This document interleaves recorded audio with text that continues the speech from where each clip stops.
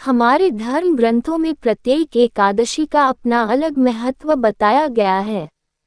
ऐसा माना जाता है कि योगिनी एकादशी का व्रत करने से समस्त पापों का नाश होता है। आषाढ़ माह में कृष्ण पक्ष की एकादशी को योगिनी एकादशी कहते हैं। तो चलिए इसकी कथा शुरू करते हैं। अलकापुरी नाम की नगरी में कुबेर नाम का राजा राज्य करता था। वह शिव जी का बहुत बड़ा भक्त था। उनका हेममाली नामक एक यक्ष सेवक था, जो पूजा के लिए फूल आया करता था। हिमालय की विशालाक्षी नाम की अति सुंदर स्त्री थी। एक दिन वह मानसरोवर से फूल लेकर आया, लेकिन कामासक्त होने के कारण पुष्पों को रखकर अपनी पत्नी के साथ रमन करने लगा। इस भोग विलास में दोपहर हो गई है। हेममाली की राह देखते देखते राजा को बहुत क्रोध आने लगा।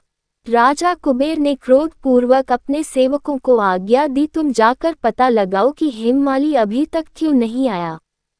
जब सेवकों ने पता लगा लिया तो उन्होंने आकर राजा को बताया, हे राजन, वह हेममाली अपनी स्त्री के साथ रमन कर रहा है। इस बात को सुन राजा ने हेममाली को बुलाने की आज्ञा दी। डर से कांपता हुआ हेममाली राजा के सामने उपस्थित हुआ। उसे देखकर कुबेर को अत्यंत क्रोध आया। राजा ने कहा, अरे अधम, तूने मेरे परम पूजनीय देवों के भी देव भगवान शिव जी का अपमान किया है। मैं तुझे श्राप देता हूँ कि तू स्त्री वियोग में तड़पे और मृत्यु लोक में जाकर कोढ़ी का जीवन व्यतीत करे। कुबेर के श्राप से वह तत्क्षण स्वर्ग से पृथ्वी पर आ गिरा और कोढ़ी हो गया। उसकी स्त्री भी उससे बिछड़ गई।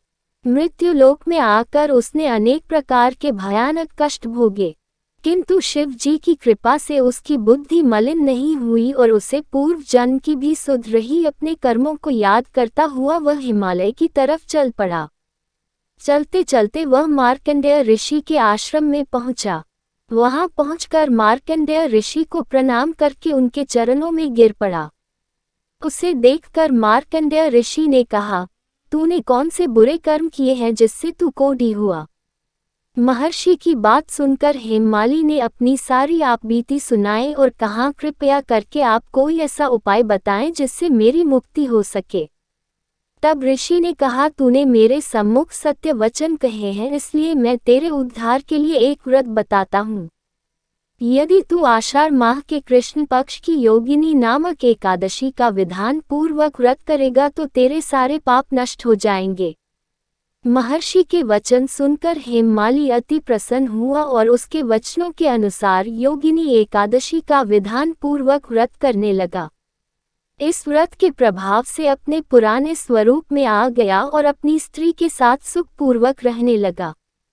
भगवान श्री कृष्ण के अनुसार इस योगिनी एकादशी के व्रत का फल 88,000 ब्राह्मणों को भोजन कराने के बराबर है।